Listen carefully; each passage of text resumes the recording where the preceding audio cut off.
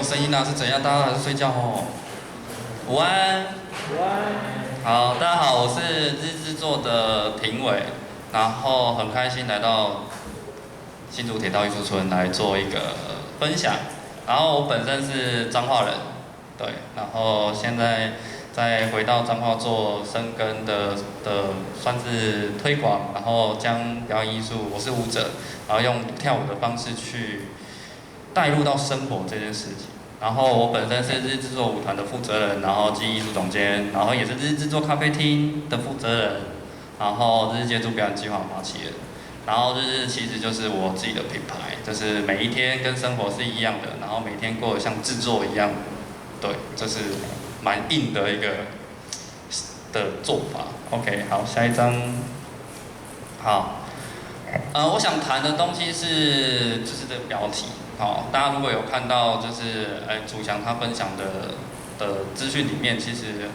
我的日制作的 slogan 其实就是艺术融入到生活，生活在创造艺术这件事情。然后我也是围绕着有3点，就是艺术需要对话吗？艺术需要让人懂吗？艺术需要会欣赏吗？其实这个东西应该蛮老掉牙的啦，对不对？所以，对啊，就真的蛮老掉牙的，就好像一直在谈这件事情，然后到底这件事情到底需不需要再被谈论呢？但是我想跟大家分享一件事情是，表演艺术啊，尤其是舞蹈这一块这个领域的部分，其实我觉得需要被讨论。对，因为它对台湾的艺文环境生态来讲，其实是比较不好取得的。对，一定要有一个媒介，可能需要到剧场里面，可能需要买票，可能需要很多种种的规则，才能进到欣赏这一门艺术。OK， 所以为什么我还是要谈这一块东西？就是表演艺术，它非常需要去讨论，我们需不需要做对话这件事情。我可以跟大家分享，就是快速分享一件事情是，反正我们自己的领域里面的人，其实很多人都会想，就是会分享，就是说啊，现代舞这个东西啊，当代舞这个东西啊，它需要看得懂吗？对，然后可能就有人回答说，你只要有 feel 就好，你任何想象都好。但是好像这个东西对我来讲，好像有点不太负责任的感觉。对，然后到底需不需要去解释艺术这个东西，或者这支作品到底要表现出什么东西？对 ，OK， 所以我一直在想这件事情。好，然后跟大家介绍一下，就是一场演出的黄金3元素是什么？要促成一场演出，到底要哪三个黄金元素？大家有知道吗？有吗？要促成一场演出。好，舞者、表演者，还有吗？场地、灯光，啊？钱啊？哦呀，太实质了啦。其实3大元素其实就是这样子而已，要有表演者，像这样子的场合也是算是在表演啊，就是有表演者，就是我，然后再就是场地，然后接下来就是你们观众。对，它其实很简单的一个元素，就只要这3个东西达成黄金三角的时候，它就是变成一场演出了。对，所以其实跟我觉得也没有在比较，就是说对于其他艺术来讲，好像这个就是一定要按照这个规则，它才能变成一场演出。所以现在就有可能会讨论到，就是说，我们现在面临到的问题，疫情这件事情变成线上演出，那线上演出这件事情它没有参与感。大家开始手机很方便看起来，然后但没有那种现场的感觉，那这个还是叫表演嘛？对，这个是我一个非常，因为疫情这个情况下，所以我自己觉得有点反感的一个声音。所以最重要的啊，其实表演者跟场地其实讲白一点是蛮好找的啦。对，为什么好找呢？等一下其实我可以分享给大家，但是最重要的。最重要的观众怎么来这件事情，你们觉得观众怎么来？就如果你要做一场演出的话，宣传嘛，对不对？最快就拿钱砸广告嘛，对吧？资金嘛，砸。重点是它跟你连结是什么？你跟这位艺术家连结是什么？你是带了什么情绪，带了什么好奇来到这个地方？对，所以他这件事情，其实说真的，我们在台湾，做表演艺术的人，尤其我自己也是啦，就是说，其实我会一直想一件事情，就是说，观众到底要怎么来？因为我自己回家乡回彰化做演出这件事情，彰化是号称，也不是讲号称啊，反正我的彰化可以自己这样讲啊，就是说它是一个艺文沙漠地方啊，对，然后是一个，园林演艺厅直接先炮轰。就是每一场也没有到每一场啊，就是说其实每年的票房其实都是很差的，就等于说这个东西好像文化这件事情或环境这件事情，好像在我的家乡好像没有太被重视，然后如何去做推广这件事情，所以我一直回去做了，到今年将近迈入第5年，所以一直在滚动一些，就是找观众，那要用什么方式让观众可以来看表演这件事情？因为有表演，我们才有赚钱啊，对啊，我们总不可能一直靠补助吧，对吧 ？OK， 所以要怎么去把这件事情表演艺术去拓出去？我觉得除了演出3大元素之外很重要，但对我来说最重要的是谁来看你的表演。OK， 所以我刚刚有提到一件事情，就是说线上演出，然后用手机看表演，还叫做表演艺术这件事情。你们觉得应该大家都有看过表演这件事情吗？然后应该有参加什么线上会议啊？那个是会议，但有人看过用手机看线上表演这件事情吗？有吗？完蛋了，好像大家没在看表演。有吗？有人拿线上手机这样子，刚好两厅院，有一个线上演出，点进去看，虽然说要付费，但点进去看，有啊？太好了，有人点头，有没有？对啊，像我就不会想看啊。我说这对来说，我自己觉得这不是正统的表演的东西啊。对，所以它只是因应现在情况下走到云端上面去看演出这件事情，所以我们就会发现，就是说很多剧场好像越来越少进去了，然后可能台湾一直又有在新空间马上又要出现了，所以其实我们就会发现一件事情：空间这么多，那表演那么多，那观众哪里来？好，这个都是一个蛮多的问题。好，我这些前面讲的东西是我就是做作品回乡做作品4年来的一些前导而已。我等一下会跟大家分享说，我为什么会想要讨论这一块东西。对啊，所以我还是在讨论一件事情，就是说，我身为表演艺术工作者，我是一位舞者，我会抱着一件事情是，不管有钱没钱我都要做，不管有没有拿补助，有没有钱要不要做，不管有没有观众我还是要演出，因为现在随手可得手机这件事情，其实直播上去其实都可以，至少1个人观众有看到，他至少会被记录下来，那就会被看到这件事情，所以就是。我觉得舞蹈艺术这一块啊，其实在台湾，我自己觉得啦，是蛮弱势的一块。对，因为它语言比较抽象，然后它需要很多的想象空间，然后配合很多元素在里面，如何去达到让人家有联想力，甚至说有连结性这件事情。对，所以对我来说，它是一个非常不太好去理解。因为现在的人，尤其越来越多人想要去理解这一块东西，对吧？因为现在越来越发达嘛，资讯越来越丰富，所以大家想要去追求可能你的心中的一些某些疑问，所以大家会开始想要寻求答案这件事情。OK， 所以如果不再做啊，其实我说真的，迟早会消失。我觉得表演艺术尤其是舞蹈这一块。OK， 好，然后我在思考这些东西啊，然后就有。发现就是好像要分等级这件事情，就是一个演出的呈现方式，我觉得要有阶级之分啊。我自己觉得它需要有一个，例如说比较亲人的，我先按出来，就是我有理出一个叫做上卷、中卷、下卷的创作模式，对。然后这个上卷、中卷、下卷啊，其实我是看一本书叫《后备学》啊，对。然后我就觉得说，有些体系的东西，有一些要呈现的方式，好像要有这一些等级，不能说等级啊，就是有层次之分，然后让大家可以去做选择。然后我快速介绍一下，就是说我的上卷其实就是制作，那制作的部分其实就是说可能可以去到例如说真的去黑盒子剧场，好像两厅院啊、国家歌剧院啊，或者是艺文中心啊，就是比较他需要买票，然后就是要端端正正要坐着，然后舞台在前面，然后观众就有观众席，这样好像有一道墙这样子，它是需要有一个镜框式舞台的方式去观看。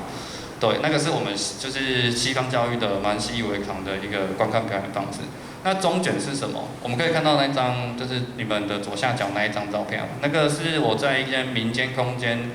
民间自己经营的一个摄影棚，也在彰化，它叫生意空间。然后我在那边在上半年也做了20场定目剧。对，就是我觉得说，这种非典型空间的时候，好像对一般人来讲会变成有好奇心，变得好像没有那么的拘谨，因为黑盒子嘛，它就是很拘谨的一个地方。但在民间空间里面，你看那一张图，你不觉得它里面就是它是全白的，然后它是一个摄影棚，然后它好像不会那么的遥远的感觉，所以那个东西对我来说。有点像是我就是中卷的部分，对，想要演出的等级。然后接着下卷这部分，但是说下卷这部分就是把它拿到民间去做，就是在更深入，这样例如说像这张图，我是在那个马祖驻村的时候，就刚好直接现地制作，在一个废弃的鱼寮里面做一场演出。然后这个下卷的部分也是我回彰化这件事情，其实一直在做的。一件事情，就刚刚我头有讲到，就是说这是借助表演计划，为什么是借助？人家是应该大家有听过驻馆艺术家嘛，对不对？那我那时候想说表演，因为我也没有钱，然后我在想说，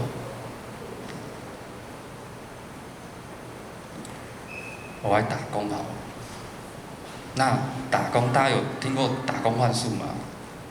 那我可不可以来做打工换表演这件事情？就我去一个空间里面，然后去跟他打工，然后学习他们的知识，然后跟一般人或者一般商业去做连结，然后再从中间里面去拿元素，直接在他们空间演出，那不是很棒吗？就是场地费就免了那我就用打工方式嘛，就是我重新可以学习，除了表演、除了舞蹈这一块的知识跟技术之外，还有常识。所以我慢慢就觉得说，我做这件事情已经渐渐把艺术这件事情，尤其表演艺术这件事情带入到生活里面去了。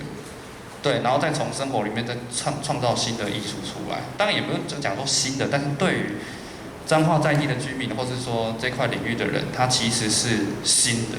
他是没有，他们都印象当中表演应该常常就会人家跟讲说，恁表演不是拢爱去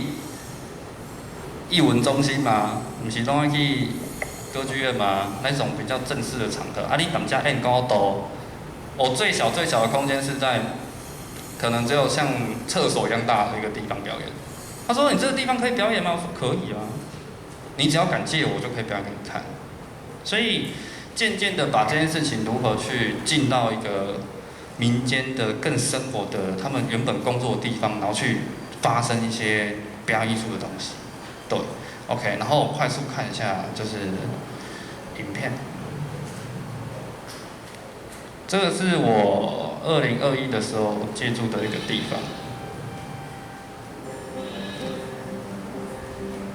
然后它是一个养羊的地方，然后产羊乳的地方，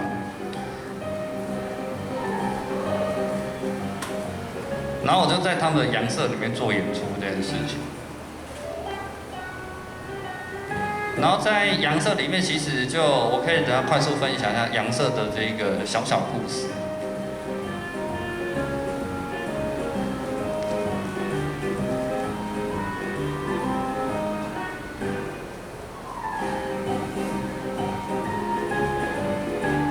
应该蛮有趣的吧？自己讲。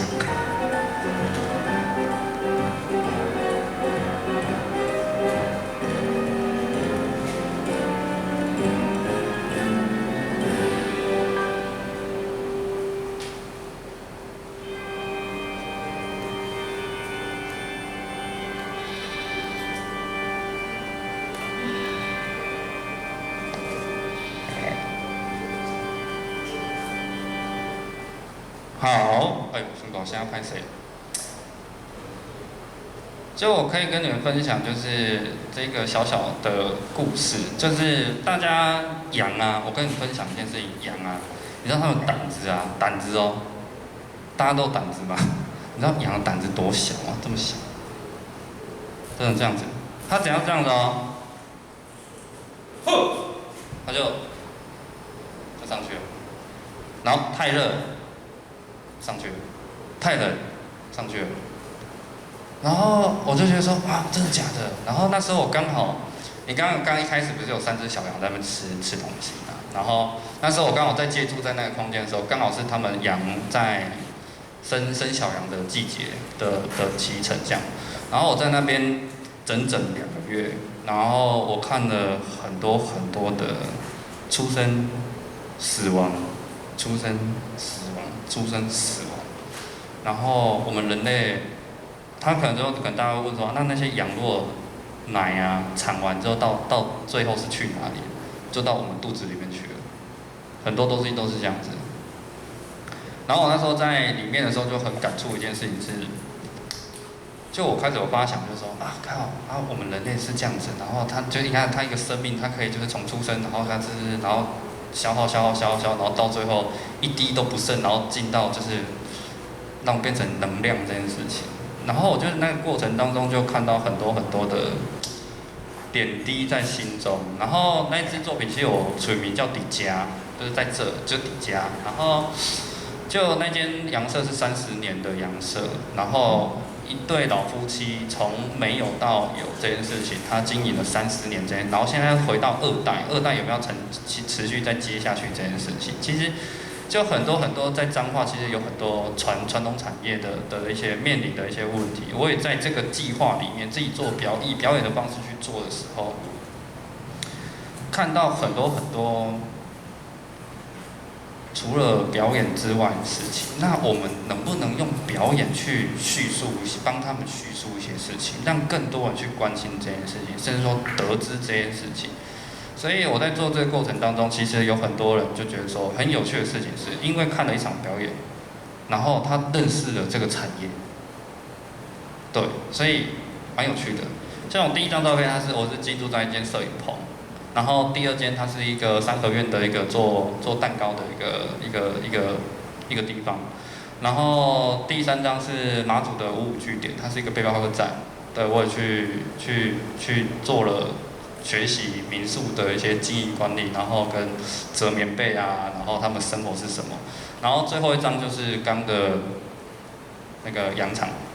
对，然后我也是就直接在那边演出，然后你看大家就是坐在那边，然后就真的闻那个羊大便的味道，你知道吗？然后就是演出，所以大家就觉得哇，很沉浸式的感觉。OK， 这是大概是我就是日借助表演计划的模式啊，因为20分钟其实讲的可能会比较快一点。然后目前做到第3年，然后我去年11月才成立舞团，所以舞团的这个部分其实接下来会讲到一件事情是，就上礼拜刚演完的一支作品叫做《寄语记》这件事，然后它是在鹿港龙山寺，大家有去彰化过吧？有吗？有啊，鹿港反正就是龙山寺。然后我那时候在想要做记忆剧的时候，为什么要做4个小时这件事？一场舞蹈表演要做4个小时这件事情，其实那时候就是大家应该可能啦，我觉得像信仰这些东西啊，艺术家我觉得也有自己的信仰，就是 maybe 就是艺术之神，或是信自己这件事情，所以他有一种信仰在。所以那时候我就觉得说，如何把这个信仰的东西去更一般，就是再更生活一点，人直接走过去就有东西发生，然后好像也不会太突兀，然后好像就很自然，它就是生活的一部分这样子。所以那时候我就做了蛮夸张的，也不是很夸张啊，就是说4个小时这件事情。所以那时候我也找了那个也是现在铁道艺术村的音乐家晶晶，然后一起跟我去做这场演出。所以在这个部分里面，其实我看到很多，你看，其实舞者这件事情，可能等一下应该看不太到啊，等一下我会放一些影片给你看。就是舞者他们在空间里面，其实也是去跟观众聊天，然后也是可以去上厕所，也可以去吃东西。然后我看到有那一天演出的时候，有看到很有趣的画面是，晶晶的音乐下去之后，有阿伯跟着音乐就开始跳。然后观众其实知道有这场表演的时候，大家来看的时候，他们就说，那个阿伯也是表演者嘛，啊，那个拍照也是表演者，啊，小朋友这样冲过去的时候。也是表演者嘛？啊，舞者到底在哪里？我觉得听到这件事情是我觉得非常欣慰的一件事情，就是我没有想要把舞者变得有多么大的光环，好像表演者就是要有一个舞台在那边。甚至我们在演出过程当中啊，超有趣的，因为鹿港龙山它是一个景点嘛，所以一定会有导览这件事情。然后那时候晶晶他们在那边演奏的时候，导览人就这样走到后，我跟你讲这是什么吼？继续吼，然后为啥会起然后会看到什么东西哦？他一样照导览，然后导览的声音在当下的时候超级不违和的，就是我觉得它是一件非常就是很这样子的感觉。我不知道大家觉得这样是什么意思，但我只能用这样子去形容，就是很契合。所以在4个小时这件事情，其实中间过程当中，其实有人离开，有人去吃个东西，又再回来。又再离开，又再回来，有人待满4个小时，所以其实你看哦，里面中间它是一个寺庙，所以一定多多少少有人会去拜拜参拜，然后他就不期而遇就遇到了，然后大家也会觉得说，这个是演出吗？他表演者在哪里？好，不然看一下好了，音乐也蛮好听的，所以我觉得当下这个记与记，记是记录的记，然后跟记忆的记，就等于说我们如何在这个空间，在这个4个小时里面，大家一同参与在这个制作里面，对，所以是我会感觉是真趣味的代志。然后我给你放个影片，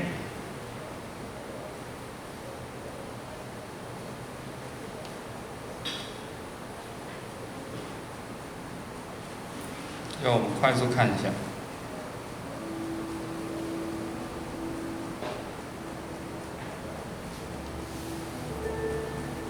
那音乐是现场演奏的，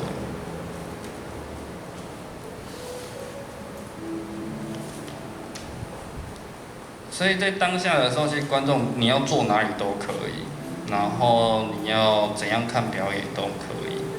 然后舞者也是按照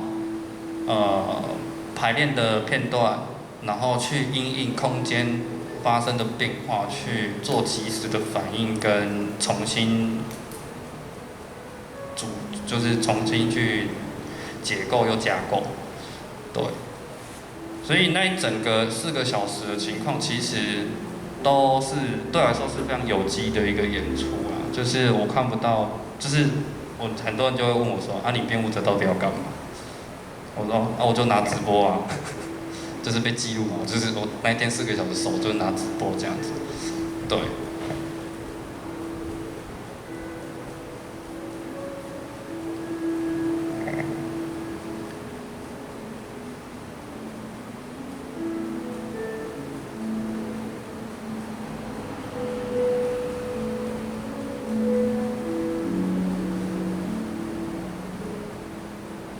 你看，还有人在调灯，有看到吗？你看那边现场这么有机，他觉得灯不对，我说你就去吧，对，你就去吧。就其实当下发生的事情都是在表演，音乐一下，不管怎样就是在演出。所以其实很多人就是应该从以前就有听到人生如戏嘛，就我觉得说它其实是很一般生活的一个。就我不想要，就是好像要背着艺术家光环，但我本身也是啊。但就是说，如何不要让一般人去定义，好像不太好亲近，或者说比较我会跟大家分享，就是我们还是人啊，我们也是要吃饭啊，我们也是要呼吸啊。但我们只是做的事情是不一样，我们不用用异样的眼光去善待一件事情，甚至说是像铁道艺术村这个地方，它就很生活的一个地方。然后你可以进来看看，坐在那边阅读，像小朋友，像火车来了，妈妈会叫他去看火车，我觉得它就是会有很多的越来越稀松平常的事情，然后发生这件事情。但对以前来讲，好像就刚好我们是卡在这个世代，所以好像需要多一点努力去将这件我们自己觉得需要去坚持之外的事情，那能不能让更多人去分享，让更多人知道这件事情？对。如果要看完整的哈，我的 FB 那个粉专上面有长达4个小时的演出，你会使去里看，真的足趣味的，你看下会抽身。然后大概是这样子，应该有超过吗？还是讲太快？还有吗？那么快，差不多哈，对哦。然后很开心，就是快速的20分钟，然后就是跟大家分享。但最后我是希望最后是尖锐的问题答问我，因为舞者就是蛮抖 M 的、啊，对，因为大家经常痛得要死，对不对？然后我觉得说越痛越爽，对我蛮需要 feedback， 因为我在彰化做其实很少有艺术家可以聊天，很少有这种对话的窗口，对，因为其实大家都会往台中啊、台北啊跑啊，对，我们是彰化这个地方是人才流失蛮快的一个城市，对，所以欢迎大家等下可以帮我写一些提问或是分享，对 ，OK， 好，谢谢大家。